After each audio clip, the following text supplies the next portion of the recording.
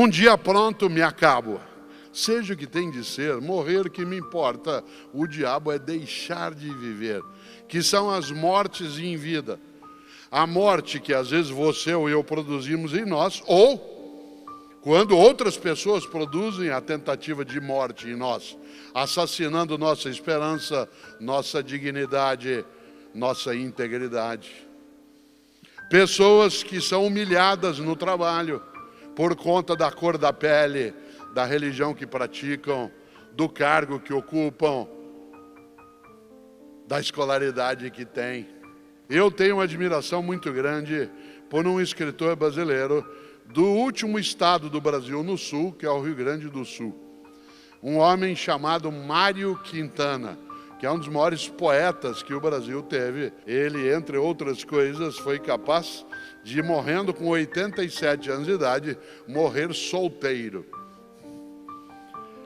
Ele tem a melhor resposta que eu já vi para não se casar. Uma vez um jornalista a ele perguntou: mas por que o senhor nunca se casou? E ele disse, olha que coisa bonita, ele disse: sempre preferi deixar dezenas de mulheres esperançosas do que uma única desiludida. Isso é genial. Sempre preferi deixar dezenas de mulheres esperançosas do que uma única desiludida. Alguns já adotaram o argumento.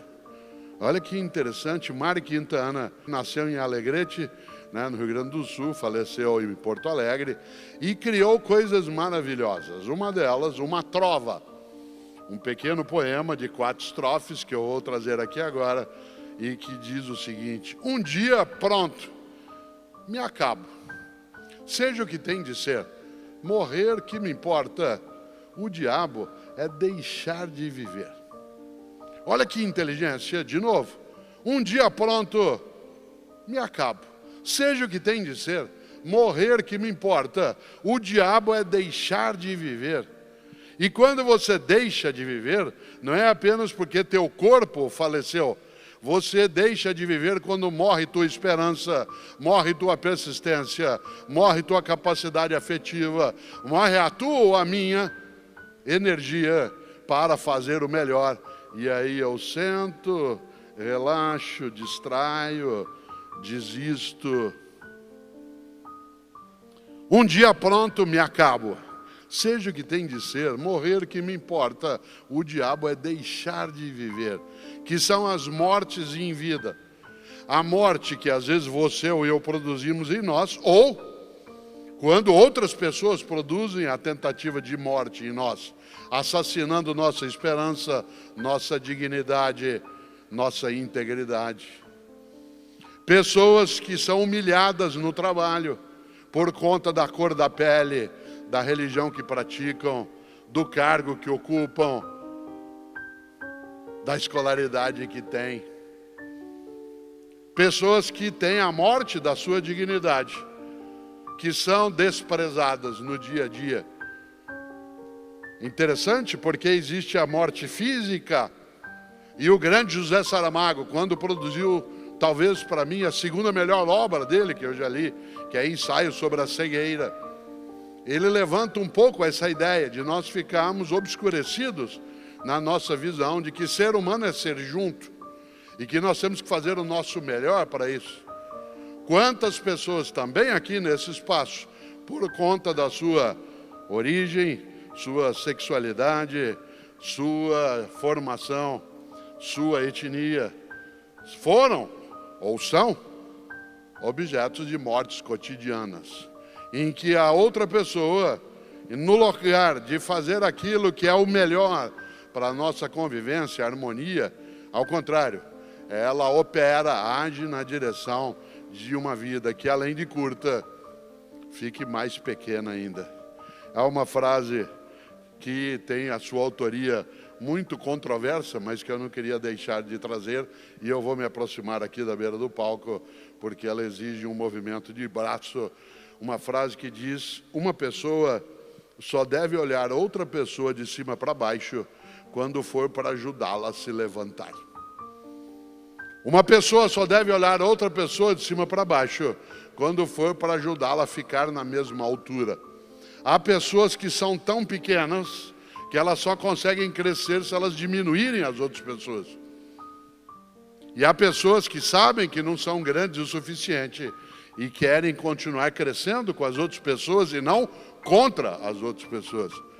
É interessante porque quando eu digo e trago aqui isso de modo direto, a noção de que nós somos capazes de vez ou outra, ao encontrar a realidade, dizer eu faço o que eu posso, é evidente que a perspectiva maior é aquela que está no que Mário Quintana trouxe. O diabo é deixar de viver. É quando morre, repito, a tua esperança, a tua dedicação. Não é fácil. Nenhuma pessoa aqui tem uma vida que seja fácil, porque viver, de fato, é complicado.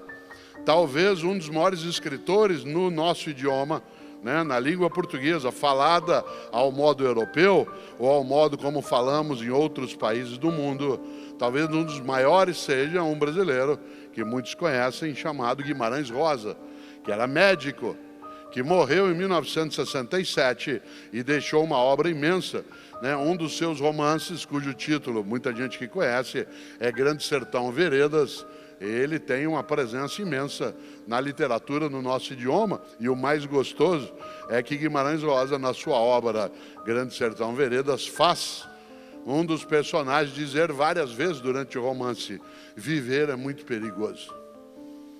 Viver é muito perigoso. Como é? Nesse sentido, é claro, que viver se torna ainda mais perigoso se você ou eu não fizermos o nosso melhor. Se nós formos incapazes de produzir uma energia que recuse a mediocridade. E o que é a mediocridade? Eu faço o que eu posso. Morno. Quer ver um exemplo disso? Do que é a mediocridade? Quando eu era criança, em Londrina, no estado do Paraná, onde uma bandeira foi levantada agora há pouco, com os ramos, né? O estado do Paraná foi um estado muito produtor de mate, né? De um tipo, né, de erva que se consome em algumas regiões do Brasil, e também de café. Né? E a bandeira tem um pouco um ramo de mate e um ramo de café. E uma das coisas gostosas é quando eu era criança em Londrina, a escola que eu frequentava, como eram as escolas no Brasil nos anos 1960, a nota da escola de cada aluno ia de 0 a 10. De 0 a 10. E a nota mínima para você ser aprovado ou aprovado era 5. 5 era o mínimo. E é interessante porque o que era a mediocridade? A mediocridade era circular em torno dos 5. Não porque era média, mas porque era suficiente. Como nós tínhamos um modo dos pais terem acesso às notas, não havia o mundo digital.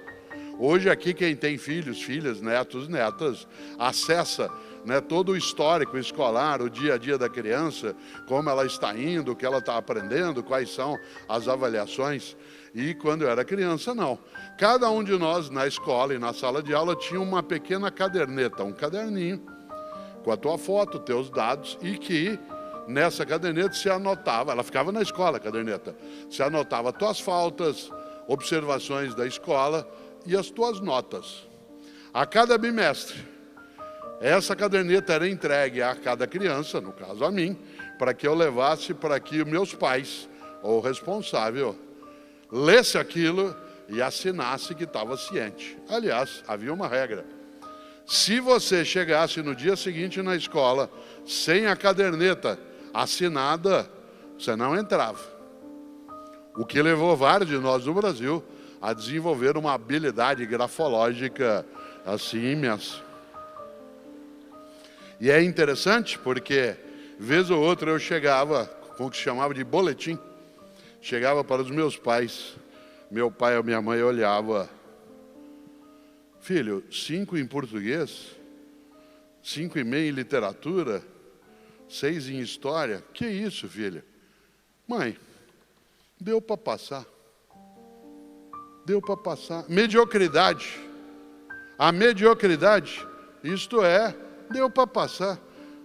A recusa à ideia de procurar o melhor. Interessante? Porque uma pessoa que é capaz e tem a decisão de, não querendo que a vida que curta fique pequena, vai atrás daquilo que é a sua melhor capacidade, ela, sem dúvida, honra mais a própria vida, a própria trajetória, faz valer mais a vida. É interessante porque quando a gente lembra a noção de mediocridade, é exatamente a perda da referência do que é excelência. O que é uma pessoa excelente? Uma pessoa excelente é aquela que faz o melhor dela na condição que ela tem. É muito comum, não só no Brasil, mas desde que Cláudio e eu chegamos a Portugal, faz 4 dias, tem sido comum eu encontrar pessoas que nem só vieram do mesmo país que eu, mas pessoas que também são originárias aqui de Portugal, mas outras pessoas do Brasil, de Angola, Moçambique, outras nações também, que a pessoa, ao encontrar com ela olha para mim, como aconteceu no aeroporto de Lisboa, quando nós pousamos, vindo da Espanha, uma pessoa parou em mim e disse assim: faça o teu melhor na condição que você tem, enquanto não tens condições melhores para fazer melhor ainda. Eu falei, sim, senhor. Esta ideia, faz o teu melhor na condição que você tem, que no meu país de origem a gente diz faça o teu melhor, mas usando o modo do português europeu, faz o teu melhor na condição que tens, enquanto não tem condições melhores para fazer melhor ainda. Ele não é um slogan, embora ele possa funcionar desse modo. Ele é um princípio de vida para que essa vida que é curta, não seja pequena.